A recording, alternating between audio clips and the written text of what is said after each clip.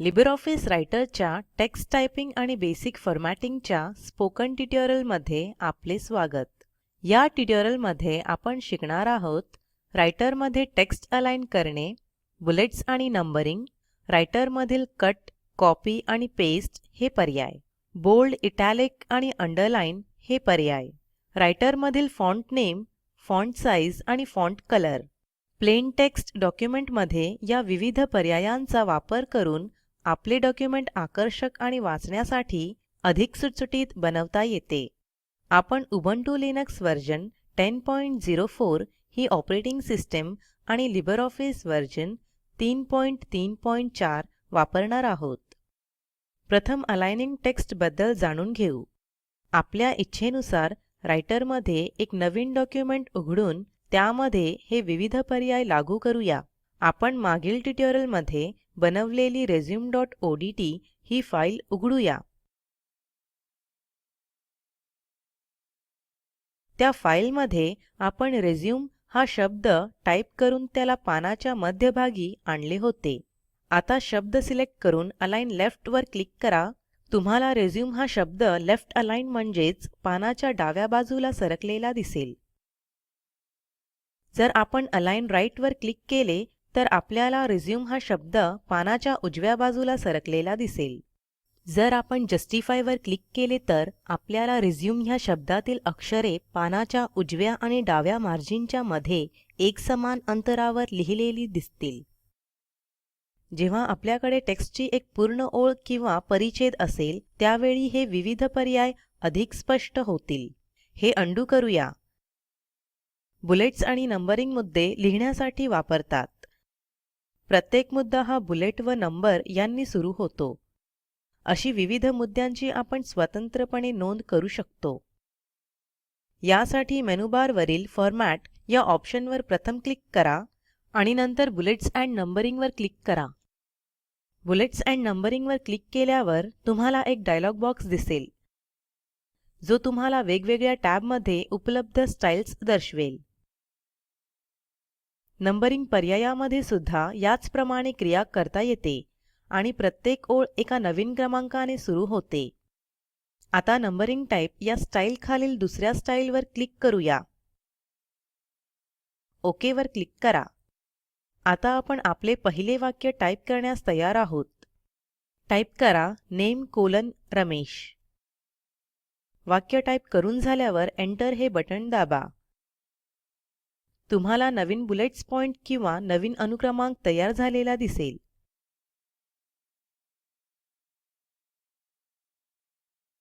गरजेनुसार व निवडलेल्या पर्यायांनुसार बुलेट्समध्ये बुलेट्स किंवा अनुक्रमांकांमध्ये अनुक्रमांक आपण लिहू शकतो. आता आपण रिझ्यूम मध्ये दुसरे वाक्य टाईप करूया. Father's name: Mahesh. पुन्हा एंटर बटण दाबा आणि टाईप करा मदर्स नेम: श्वेता. त्याचप्रमाणे फादर्स ऑक्युपेशन: गव्हर्नमेंट सर्व्हंट आणि मदर्स ऑक्युपेशन: हाऊसवाईफ असे टाईप करूया. तुम्ही बुलेटचे इंडेंट वाढवण्यासाठी आणि कमी करण्यासाठी अनुक्रमे टॅब आणि शिफ्ट टॅबचा उपयोग करू शकता. बुलेट्स अँड नंबरिंग हा ऑप्शन बंद करण्यासाठी प्रथम हाऊसवाईफ या शब्दाच्या पुढे कर्सर नेऊन ठेवा. प्रथम एंटर या बटणावर क्लिक करून मग बुलेट्स अँड नंबरिंगच्या डायलॉग बॉक्समधील नंबरिंग ऑफ या ऑप्शनवर क्लिक करा. आपल्याला दिसेल की आता आपण जे नवीन टेक्स्ट टाईप कराल त्यासाठी बुलेट स्टाईल उपलब्ध नाही. आपण डॉक्युमेंटमध्ये नेम दोनदा टाईप केले आहे. टेक्स्ट वारंवार टाईप करण्याऐवजी कॉपी आणि पेस्टचा उपयोग करता येतो. ते कसे करायचे ते आपण पाहू. आता आपण मदर्स नेम या टेक्स्टमधील नेम हा शब्द डिलीट करू आणि कॉपी पेस्ट या ऑप्शनच्या मदतीने नेम हा शब्द पुन्हा लिहू. प्रथम फादर्स नेम या टेक्स्टमधील नेम या शब्दावर कर्सर ड्रॅग करून सिलेक्ट करा. आता माऊसचे उजवे बटण क्लिक करून कॉपी या ऑप्शनवर क्लिक करा. कर्सर मदर्स या शब्दापुढे नेऊन ठेवा. पुन्हा माऊसचे उजवे बटण पेस्ट या ऑप्शनवर क्लिक करा. नेम हा शब्द पेस्ट झालेला दिसेल. येथे या पर्यायांसाठी शॉर्टकट कीज सुद्धा आहेत, जसे कॉपीसाठी Ctrl+C आणि पेस्टसाठी Ctrl+V. जेव्हा डॉक्युमेंटमध्ये मोठ्या प्रमाणात समान टेक्स्ट लिहायचे असते, तेव्हा या पद्धतीचा खूप उपयोग होतो. अशा वेळी आपल्याला समान टेक्स्ट वारंवार लिहिण्याची गरज पडत नाही. टेक्स्ट एका ठिकाणाहून दुसरीकडे नेण्यासाठी कट आणि पेस्ट वापरतात. आता हे कसे करायचे ते पाहू.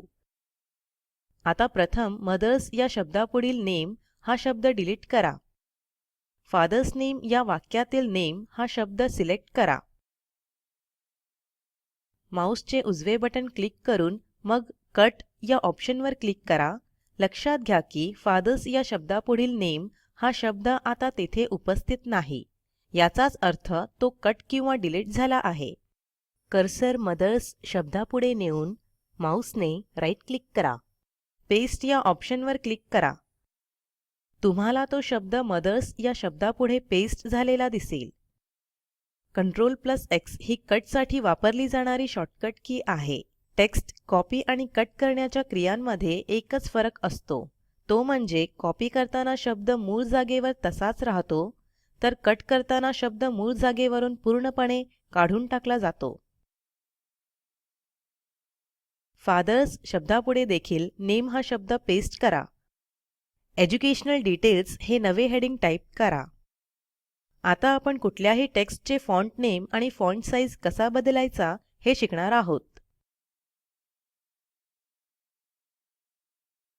आता वरील फॉर्मॅट टूलबार मध्ये आपल्याकडे फॉन्ट नेम नामक फील्ड आहे. साधारणपणे डिफॉल्ट रूपात लिबरेशन सेरिफ हे फॉन्ट नेम असते. फॉन्ट नेमचा उपयोग आपल्या इच्छेनुसार टेक्स्टचा फॉन्ट निवडण्यासाठी आणि बदलण्यासाठी केला जातो. उदाहरणार्थ एज्युकेशनल डिटेल्स या हेडिंगला वेगळी फॉन्ट स्टाईल आणि फॉन्ट साइज देऊया. प्रथम एज्युकेशनल डिटेल्स हे टेक्स्ट सिलेक्ट करून मग फॉन्ट नेम या फिल्डच्या डाऊन ॲरोवर क्लिक करा. ड्रॉप डाऊन मेनूमध्ये तुम्हाला फॉन्ट नेमचे अनेक पर्याय दिसतील. यामध्ये लिबरेशन सॅन्स शोधून क्लिक करा. तुम्हाला दिसेल की सिलेक्ट केलेल्या टेक्स्टचा फॉन्ट बदलला आहे. फॉन्ट नेम शेजारी फॉन्ट साइज फील्ड आहे. नावाप्रमाणेच फॉन्ट साइजचा उपयोग सिलेक्ट केलेल्या टेक्स्टचा आकार कमी जास्त करण्यासाठी किंवा आपल्याला नवीन मजकूर टाईप करताना त्याचा फॉन्ट साइज ठरवण्यासाठी केला जातो. एज्युकेशनल डिटेल्स सिलेक्ट करा. सध्या त्याचा फॉन्ट साइज 12 दिसत आहे. आता फॉन्ट साइज या फील्डच्या डाऊन ॲरोवर क्लिक करून मग 11 वर क्लिक करा. तुम्हाला टेक्स्टचा फॉन्ट साइज कमी झालेला दिसेल. अशाच पद्धतीने फॉन्ट साइज वाढवता येतो. फॉन्ट साइज बद्दल जाणून घेतल्यानंतर आता आपण रायटरमध्ये फॉन्टचा रंग कसा बदलायचा हे बघणार आहोत. फॉन्ट कलर टेक्स्ट किंवा ओळींचा रंग निवडण्यासाठी वापरतात. उदाहरणार्थ एज्युकेशनल डिटेल्स या हेडिंगला रंग देऊया. आता पुन्हा एज्युकेशनल डिटेल्स हे टेक्स्ट सिलेक्ट करा. आता टूलबारवरील फॉन्ट कलर या ऑप्शनमधील डाऊन ॲरोवर क्लिक करा आणि नंतर टेक्स्टला लाईट ग्रीन हा रंग देण्यासाठी फिकट हिरवा रंग असलेल्या चौकटीवर क्लिक करा. आता तुम्हाला हेडिंगचा रंग फिकट हिरवा झालेला दिसेल. फॉन्ट साइज या ऑप्शन नंतर तुम्हाला बोल्ड, इटॅलिक आणि अंडरलाईन नामक 3 पर्याय दिसतील. हे पर्याय मजकूर अनुक्रमे ठळक, तिरपा आणि अधोरेखित करतात. त्यासाठी प्रथम एज्युकेशनल डिटेल्स हे हेडिंग सिलेक्ट करा. आता टेक्स्ट बोल्ड करण्यासाठी बोल्ड या आयकॉनवर क्लिक करा. तुम्हाला सिलेक्ट केलेले टेक्स्ट ठळक झालेले दिसेल. त्याचप्रमाणे तुम्ही इटॅलिक या आयकॉनवर क्लिक केल्यास टेक्स्ट इटॅलिकमध्ये बदलेल. अंडरलाईनवर क्लिक करा. अंडरलाईनवर क्लिक केल्यावर तुमचे टेक्स्ट अधोरेखित होईल. आता तुम्हाला सिलेक्ट केलेले टेक्स्ट अधोरेखित झालेले दिसेल. हेडिंगला बोल्ड आणि अंडरलाईन ठेवण्यासाठी इटॅलिक या ऑप्शनवर पुन्हा क्लिक करून ते डिसिलेक्ट करा आणि इतर दोन्ही ऑप्शन सिलेक्ट केलेलेच राहू द्या. त्यामुळे आता हेडिंग बोल्ड आणि अधोरेखित झालेले आहे.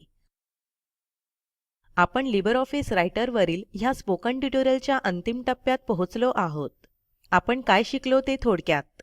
रायटरमध्ये टेक्स्ट अलाईन करणे, बुलेट्स आणि नंबरिंग, रायटरमधील कट, कॉपी आणि पेस्ट हे ऑप्शन्स, बोल्ड, इटॅलिक आणि अंडरलाईन हे ऑप्शन्स, रायटरमधील फॉन्ट नेम, फॉन्ट साइज आणि font colour, comprehensive assignment, bullets आणि नंबरिंग ऍक्टिव्हेट करा, स्टाईल निवडा आणि काही मुद्दे लिहा, काही टेक्स्ट सिलेक्ट करा आणि त्याचे फॉन्ट नेम बदलून ते फ्री सॅन्स करा आणि त्याचा फॉन्ट साइज 16 करा, टेक्स्ट इटॅलिक करा, फॉन्टचा रंग बदलून तो लाल करा.